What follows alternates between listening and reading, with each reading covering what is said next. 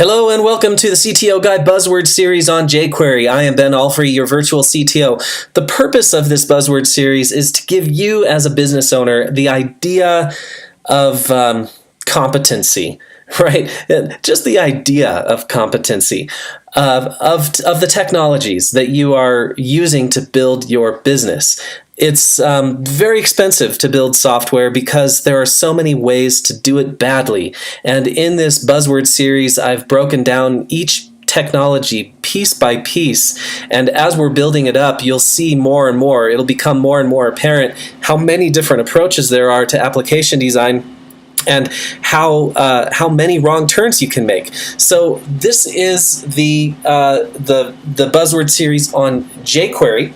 We're looking at jQuery, which is a JavaScript enhancement library. We've looked at HTML, we've looked at HAML, we've looked at CSS, we've looked at Sass, we've looked at just pure JavaScript. That's what I've got in here. This demo is based on pure JavaScript. We took a look at Bootstrap. We're using Bootstrap for our CSS, so we're gradually stacking up. This is called a web stack because we're stacking up technologies. So the first thing we're going to do is add some JavaScript here, some jQuery, I mean. So we're going to add jQuery version 3.1. That's perfect. We'll go ahead and add that. And now we're going to recreate this same panel functionality, but we're going to do it in jQuery, and you're going to see how much prettier it is. So first of all, let's get rid of all this stuff because we don't want it, we don't need it, we can't even use it. It's nowhere close to how jQuery wants us to do it. So over here, we begin with some jQuery, some JavaScript directives here, and anything inside this will run after the whole document page finishes loading. It's very complex. It's very complex to talk about, all that stuff. But here's what we want to do. We want to say when button primary is clicked, we want to do something with it, right? So what do we want to do exactly? Well, it turns out that when it's clicked, we want to on all the panels, we want to hide them, and then on panel A, we want to show. Now, isn't that nicer than the garbage that we saw before? Let's try it out. Oh, well, panel A is already showing. Let's take the visible attribute. So life begins, no panels are showing. We click panel A, it shows. That was easy. Let's do the same thing for B and C. So this is just a little introduction to jQuery. It's not intended to to show you in depth, but I just want you to know when somebody's talking about jQuery, what jQuery means. So panel A, whoops, what did we do here? Button warning and button danger. So when it's danger, we want to show panel C. When it's warning, panel B, and when it's primary, we show panel A.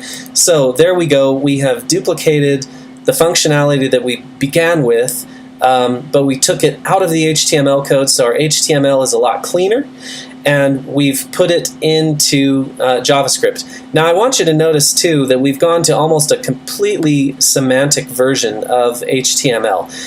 If we look at the frame source, almost everything is just using divs, and you're going to hear that a lot. There's a lot of stuff going on about divs, and down here we've got our JavaScript, and you'll notice that there's a little bit of a translation there too. This function in parentheses, we didn't actually write that, did we? It translated our JavaScript dialect, which is called through Babel. We're using JavaScript 6. It's translating it into JavaScript 5, so it can run in the browser. I mentioned that in another web tutorial somewhere. The difference between JavaScript 5 and 6, and maybe I'll cover it again.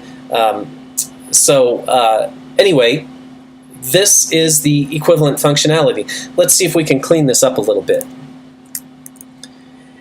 If I tag just a little bit of data on here, let's call it data let's call it button, and I give it the letter A like that,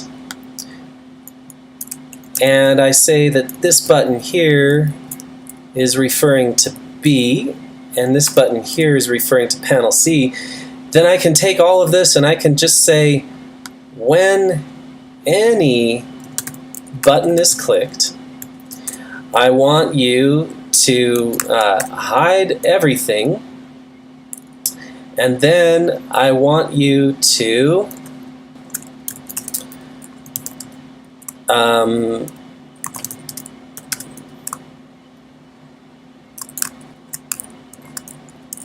read some data, and I think we called it the button name, like that.